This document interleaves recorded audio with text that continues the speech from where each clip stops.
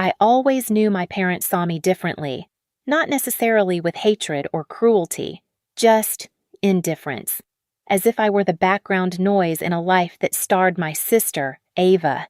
Ava was the favorite, the golden one, the sparkling daughter who lit up a room with her charm and confidence.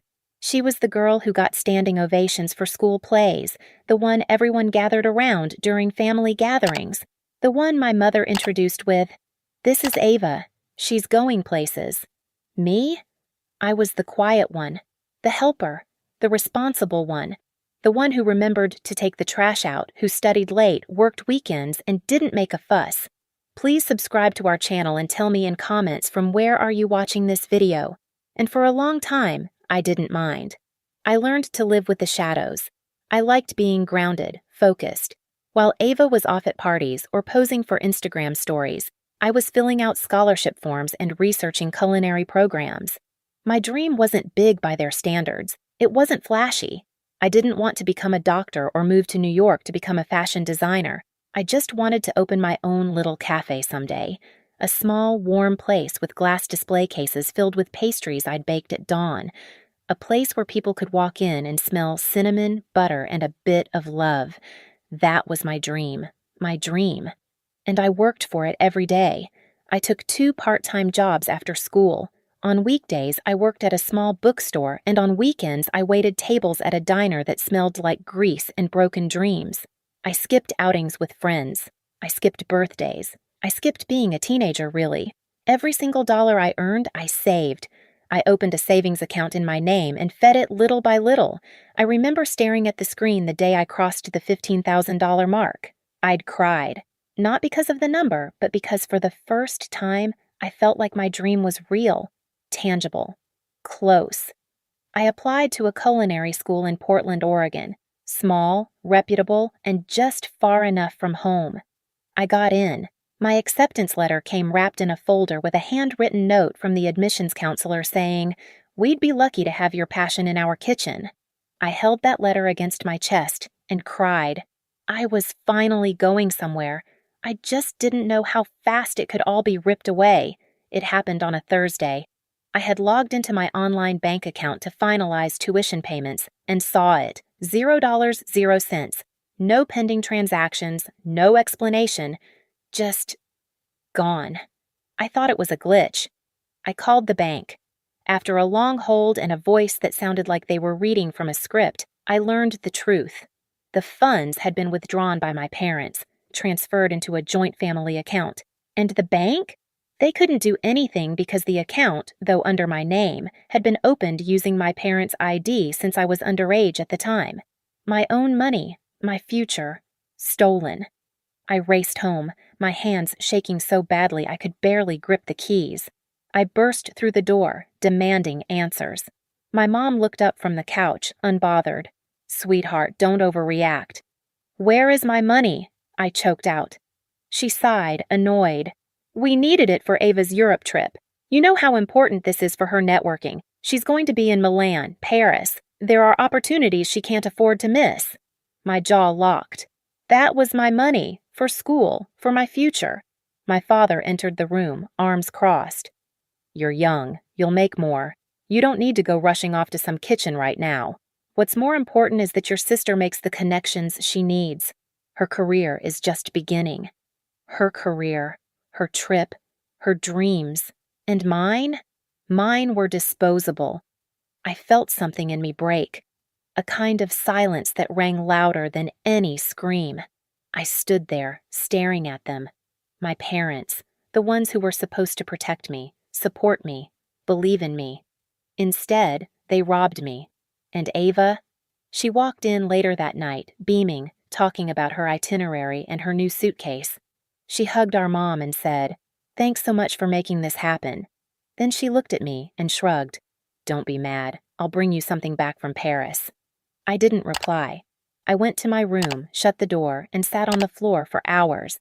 I looked around at the vision board I had made.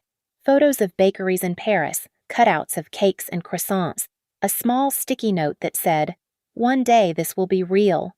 I pulled it off the wall and stared at it. I had nothing, no money, no support, no family really. But I still had my dream, and I wasn't going to let anyone steal that from me. I didn't sleep that night.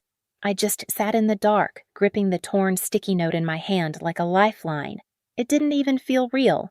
My own parents robbing me blind to send my sister on a luxury vacation.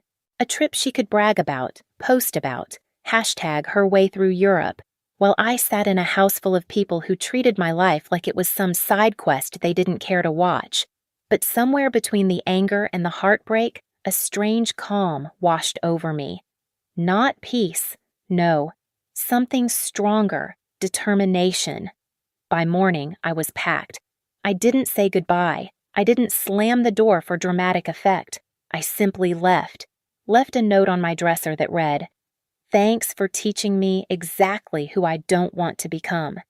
I took the last $280 I had in cash, bought a one-way bus ticket to Seattle, and stayed at a friend's place who owed me a favor from high school. For a week, I scoured every job listing I could find, dishwasher, barista, anything.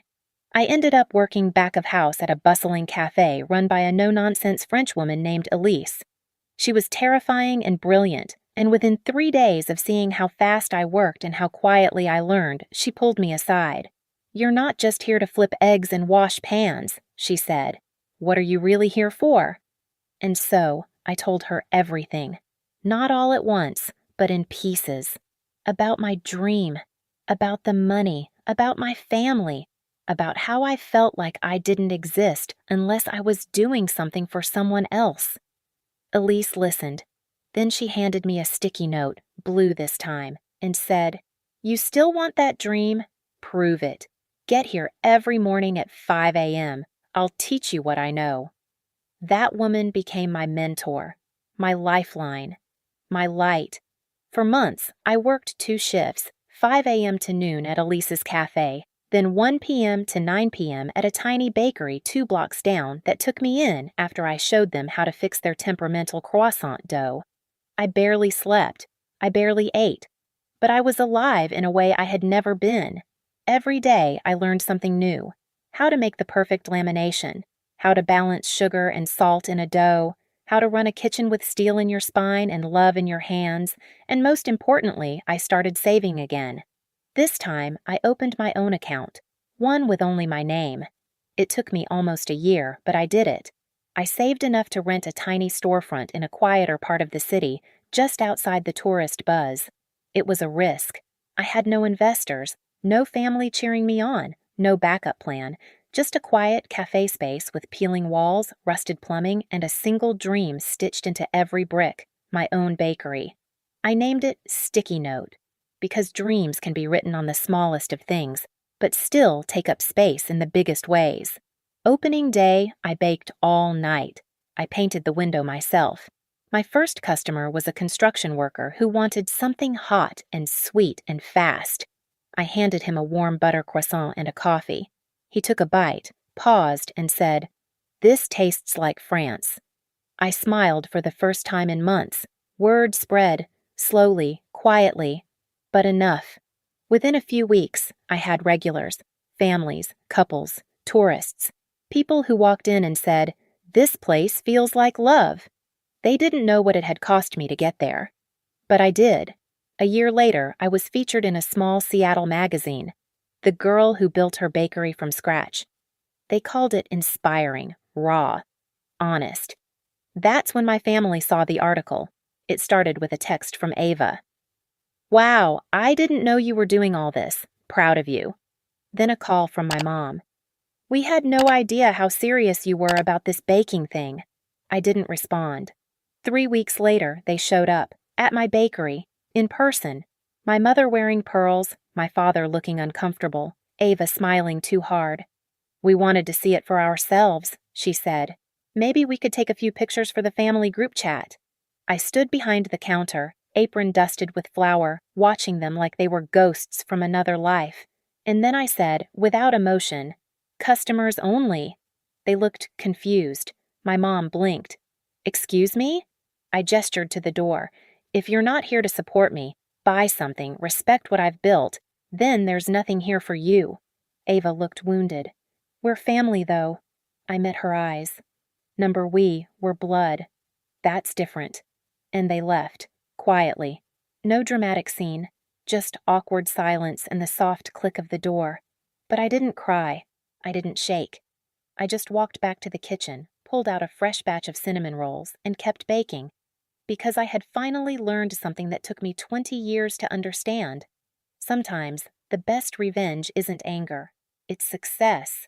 Not the kind you rub in anyone's face, but the kind that speaks louder than all their betrayals ever could.